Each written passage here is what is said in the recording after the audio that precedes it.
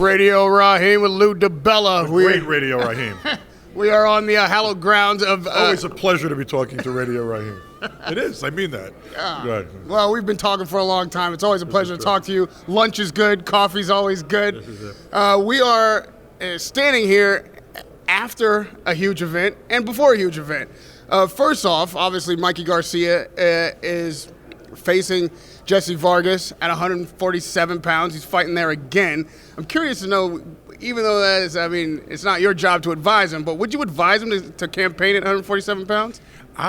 It surprises me a little bit. I love Mikey. Robert's my friend. I've known him forever, and I've known Mikey since he's a little kid, and I'm a huge Mikey Garcia fan. I think he's a tremendously skilled fighter, like tremendously. But I thought that the biggest disadvantage he had against Spence was a completely different weight. And I just thought he didn't have the size or the strength to effectively compete with Spence. Now, Vargas isn't Spence, but he's still a strong, active, aggressive kid. And Mikey's giving some edge to Vargas on weight and size. So maybe it's just this look. Would I advise him to? No, I'd say, kid, stay at 35 or 40 where you're dominant, There are fights to be made at 40 too, But he liked this fight, and he made the fight. And you know what? From a fan standpoint, it's a terrific fight. I think Vargas is a live underdog. I don't advise people on gambling and stuff, but if you're looking at the numbers and the odds, the only attractive bet really is to roll with the dog because you're getting such long odds. I think Mikey should be the favorite, and I think Mikey's likely to win. But what makes this fight so intriguing is that Mikey didn't look great at 47. And Vargas is a kid that could fight at 54, has fought at 54. He's a big welterweight. And Mikey's a small welterweight. He's not really a welterweight. I like Mikey. I probably, if you made me pick on the money line or even money odds, who's going to win the fight, I would give Mikey the edge. But I think that Vargas is a dog, and I expect him to fight like a dog, and I expect it to be a lot of fun. I'm not staying for the fight. I'm doing the press conference here for Prograis and Taylor. I'm going back home. I'm going to be watching in my living room, but I'll be watching. You said Prograis and Taylor. I'm sorry. It's still on your heart, is it? It's still in my mind and still probably bothering me. But I meant Prograis and Hooker. And look, it falls into the same kind of category of fight, the best fighting the best. And with Ramirez's dance card filled right now, and with Taylor's dance card filled right now, this was the best fight that Prograis could make, and this is the best fight that Hooker could make. And they're fighting each other. Credit to both of them for taking it. And I expect to see a great fight on April 17th. Like you said, there's a lot of heat at 140 pounds. Just a few weeks ago, on my camera, Devin Haney threw his hat in the ring at 140, saying he couldn't get the fights he wanted at 35. In fact, he's trying to chase Mikey Garcia to 140. What do you think of Haney at 40? And is Garcia a good matchup for him? Would you put him in there with Prograis? Prograis would fight anybody if the money's right. I love Devin Haney. He's a very talented kid. I'm a big fan. But you know what? I don't think, Devin Haney is just dying to be the man. And he thinks he has that ability, and he thinks he is the man. That's what he's supposed to think. But, cool your jets, kid. Cool your jets a little bit. There's still business to happen at 35. And if he's not struggling to make the weight at 35, hang out at 35 and play around there for a little while. And then go up to 40. There's no reason as a young man to rush your weight when your body's not telling you need to. That's just my advice. But you know what? From the standpoint of the kid reaching out and wanting every big fight he possibly can get and throwing his name into the ring for everybody, how can you not like that? What's the fight that could make him? Like you say, he wants to be the man. He can't wait to be the man, but he needs that big fight. He needs to dethrone somebody who is at least a 50-50 fight, or he's an underdog. Out at 35 and seeing what happens with Teofimo and Lomachenko. That's got to kill him to watch Teofimo get the shot against Lomachenko that he certainly feels like should be his own. But if he keeps beating up 35-pounders as easily as he's been beating them up recently, and he fights some of the names in the division and fights some of the bigger 35-pound reputations that aren't the belt guys, in other words, if he's not getting Lomachenko or Teofimo right now, but if he goes after and continues to look good against a couple of those other guys, stay in that division, force the fight, I'd love to see the winner of Teofimo and Lomachenko and Haney. How do you see the Teofimo Lomachenko fight going? What's Lopez's chances? Better than I thought they were before he fought Comey. I mean, and I mean that. I mean, I think that Teofimo impressed me in that fight, not only with how controlled he was, how vicious he was, how calculating he was, how he saw the opening, he timed the punch, and he did what he needed to do. But what also got me is he had a lot of turmoil in his personal life that led up to, that fight. I mean, he had a lot of turmoil for a young kid, a lot of personal shit, a lot of family stuff, a lot of very deep stuff. And he was able to compartmentalize it and put it aside and have a great performance despite a lot of turmoil. And that showed me a maturity that I hadn't. I knew that the kid was capable of that eventually, but I didn't think he'd be able to start manning up to that level at his age. And I'm a big look. I know I was on to Teofimo before everybody else. He'll tell you the first promoter that ever noticed him was me, and I just didn't want to get into a bidding war. I wasn't going to win a bidding war ultimately with Top Rank, and I didn't get the kid. But I'm a big fan, and we're friendly, and I love him as a fighter. One of the great offensive young fighters. His offense is as good as any young fighter in the game. Are you working your way to calling an upset? I'm not. You know what? I'm not working my way to call it upset because Lomachenko's brilliant. His footwork is unparalleled. But here's what I'm going to say. He's not the strongest guy at 35, physically, Lomachenko. He's the best, got the best legs, the best movement, the best defense. He's brilliant. But he got roughed up a little bit when he fought Salida. And Teofimo could very well be the best fighter that Lomachenko's ever faced. Certainly at this point in his career, a young, hungry, prime Teofimo, maybe even pre-prime Teofimo, where the hunger is still so strong. I'm not calling an upset, but I'm saying an upset is certainly possible. I will be watching the board, since I'm not involved in that promotion at all, and gambling's legal in New Jersey. I will be watching the board and looking at the odds and the numbers. I would have said a year ago, too soon, it would shock me, he can't do it. Oh, now I think he can do it. Will he? I don't know. He's fighting a great fighter. But that's the kind of matchups we boxing fans live for. Like, as a fan, I'm not missing that fight. And fucking Aram's giving me a pair of tickets to that fight, too. I'm not buying them, but I will go to that fight because that is a fight that, as a fan, I don't want to miss. The same thing you just said about Teofimo could have been said about Tyson Fury a year ago, too. Oh, yeah, we can't win that fight. You wouldn't put him in. It's too great a challenge. And you know what the funny part was? I actually did. I knew Fury was a bitch to fight going into that fight. I didn't go into the first, and I was working with Deontay for that first Fury fight. I didn't walk into that fight thinking this is going to be a cakewalk at all. And a man who has turned his life around, who's gone through hell and gone to hell and back the way Fury has, that regains his focus and feels redeemed. And that man's a dangerous man.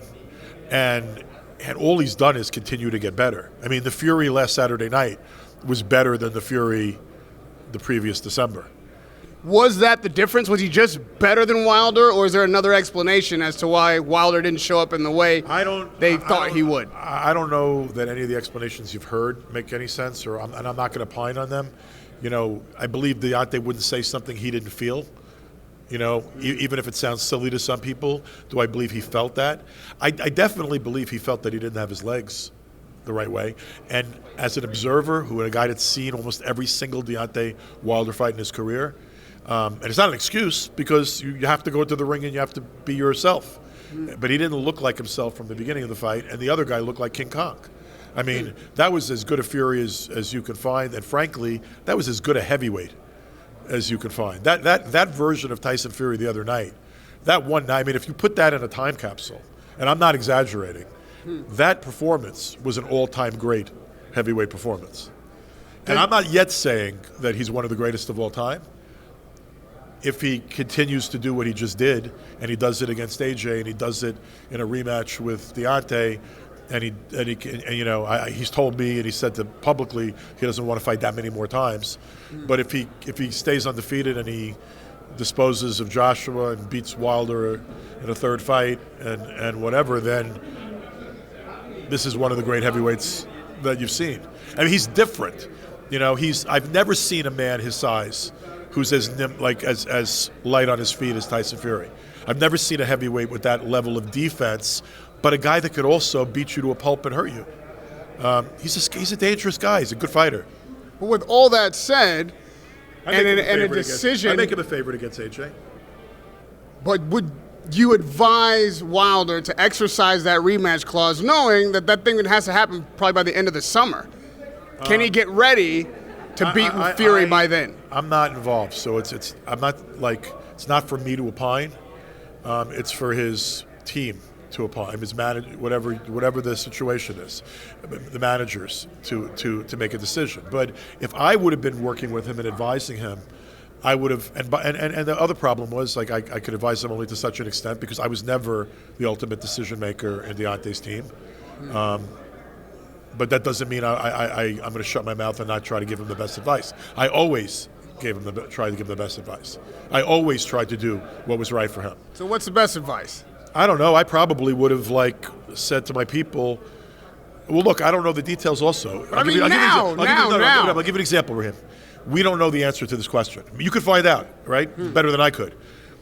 Are there set guarantees for the third fight, or is it simply a percentage split? Because if it's a percentage split, I don't know how big.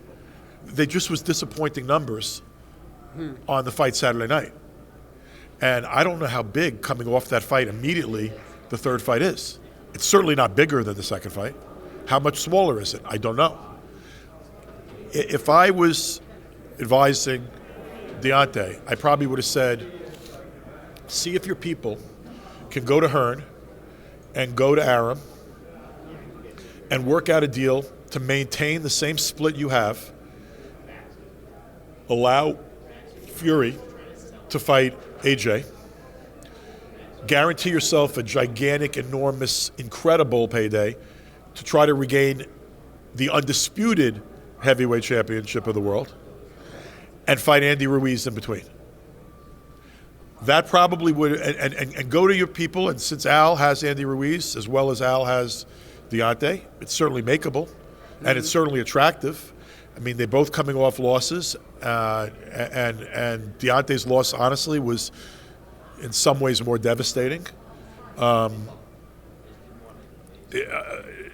think that the Ruiz fight would be a great matchup for Deontay, and that gives you a fight in between and allows the mega matchup to take place, and then have your own mega matchup. Then you're walking in, coming off a very solid win against an ex-heavyweight champion, and you're fighting for the undisputed title against the winner of AJ, and that might have been something that I might have advised. I would imagine everybody with a British accent and some that don't have one Here's the other thing, too. would love to have that happen. I'm going to be honest also. Again, it's not for me to. It really isn't for me to advise. I'm not part of the team any longer.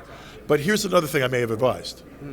You just had one of the most difficult nights of your life, and you're physically got pummeled, and you have to be hurting. You have to be hurting emotionally. You have to be hurting physically. You, by your own admission, said you weren't yourself. For whatever reasons, you weren't yourself that night. I might have at least taken a week or two. I'm sure that he didn't have to exercise the option in the first 48 hours. I might have taken a little bit of time to figure it, to look at everything. But you know what? He's his own boss. He's his own man. And if that's what he wants, and he believes I will get Fury the third time, I want that fight next, it's his prerogative. He's a grown-ass man. And he was the champ. He made this fight with Fury. He didn't have to do this deal that they did. And part of the deal they did allowed him to call for this third fight. You can't fault the man for doing it if that's what he wants. If your scenario were to play out and we saw an undisputed matchup against Fury with Joshua, who prevails undisputed heavyweight champion of the world? I would make Fury the favorite. I think that he just has dimensions as a boxer and a defensive fighter. He has a skill set that's sort of unmatched in the division. You know, I mean, he's not the hardest puncher, but he's probably the best boxer. His defense is probably the best among all the major heavyweights in the world right now. And he's a giant behemoth of a man with undeniable power. So he's got the whole package. You know, I don't count out AJ at all, but I would make Fury the favorite. And by the way, I wouldn't pick against him. That top spot for face of boxing is still owned by Canelo Alvarez. Yeah. It seems like... But the biggest face is Tyson Fury's. And the heavyweight champion is still something a little bit different. And in terms of... And here's the other thing about Canelo. The biggest face, the face of boxing in North America is clearly Canelo. I'm not so sure how much longer how much longer it will take. If Tyson Fury fought AJ and beat him, I believe Fury would be the biggest face of boxing around the world, because there still is a difference in being heavyweight champion of the world and any other title you could have in boxing. Well, Canelo may be facing, well, it appears certainly will be facing a British fighter, one or the other, Callum Smith or Billy Joe Saunders. And he's not losing to either one of them. Neither one of these guys has a shot. No, I'm not saying not having a shot. They have a shot for different reasons. I mean, the best of... I'm assuming that Billy Joe is going to be the best of himself that night, because, you know, the one thing about Billy Joe is Billy Joe, when he's very good, is very, very, very, very good. And Billy Joe, when he has an off night, is off.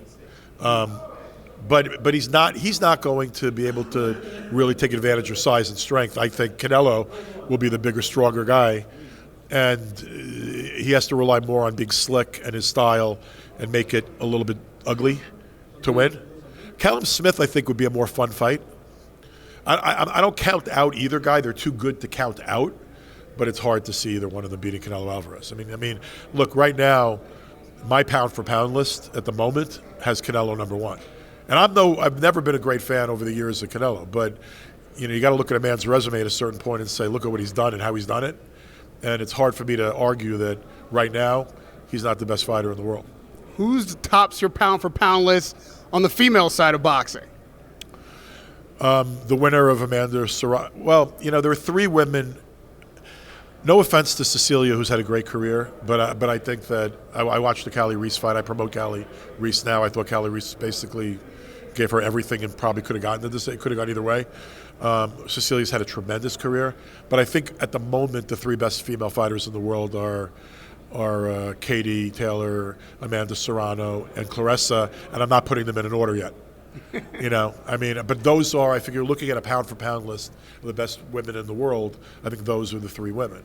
I think that it's going to be hard, even though Claressa could certainly regain that top spot, but I think in all probability you'd have to say the winner of Katie Taylor and Amanda, pound for pound, would establish themselves as the pound for pound queen, though Claressa would be 1A. I mean, she's really, really good. It's not her fault that it's a thin weight class at the higher weights for women her size. It's not her fault. I think she's a very accomplished fighter. I also don't like all the criticism of her because if a guy talks the kind of trash and the smack and has the confidence that Claressa has, everybody slaps him on the back and says, "You're such a confident young guy," and then Claressa says it and people get all offended. And honestly, I told this to Claressa, be you, do you, and that's who she is, and those three women are the three best right now. And if you want to extend the list to four, because I've heard some rumblings that there's going to be potentially a fight, a pretty good fight for Cecilia coming up next. I think if you wanted to extend it to four, you could put Cecilia into that top four. I think all of those fighters make big fights. Taylor, Serrano would be a very consequential fight, but not a super fight that brings crossover fans like the beef that has been cooking between Claressa Shields and Layla Ali, who everyone knows is retired, but could be like the biggest fight in boxing were it to be made. Well, the problem with it is this: like, they're both chirping about $10 million each, and there just never will be. And if they want to, I believe it would be the biggest women's fight in the world, no question, as an attraction and from a selling standpoint. But if those two women are willing to take a 50-50 deal or maybe even if I'm Claressa, like she'd probably get mad at me saying this, but like, you have to be smart. Maybe even Layla's obviously going to be the underdog coming back after all this time off at her age. Maybe even Claressa in order to establish her star power and the interests of the rest of her career, maybe even letting Layla make a little bit more of the money. But they're going to have to fight for what's there, not what they think in a fantasy world it's worth, because there's never going to be $10 million each. Let me ask you a loaded question, because this couldn't happen, being that we can't go back in time, but we don't know how Layla Ali would enter the ring if she were to come back. But we know how she entered the ring in her prime. Claressa is clearly in her prime now. Both of those girls in their prime, who's winning that fight? Probably would have made Claressa prime to prime a favorite, but not a prohibitive one. I'm a favorite in a close kind of betting fight. Layla, I think Claressa's a more accomplished boxer, like maybe a little bit more polished, but like Layla was and it probably still is, a tremendous athlete. I mean, she's a Hall of Famer for a reason. She's getting inducted in June. She's she's not getting inducted in June. In my view, she should have been the third woman getting inducted in June. They're inducting Lucia Riker and the coal miner's daughter, Christy Martin. They're both getting inducted, well deserved. In my mind, should have been 3 in the first class, and it should have been Layla should have been the third. But I think prime to prime, it would have been a highly competitive kind of fight. I think if it happened now, Claressa would be a big favorite. I think if it happened prime to prime, Claressa would have been a slight favorite. Radio Rahim with Lou DiBella here in Dallas. Can't wait for Maurice Hooker to face Regis Prograis. Always good to see you, buddy. Always good to see you.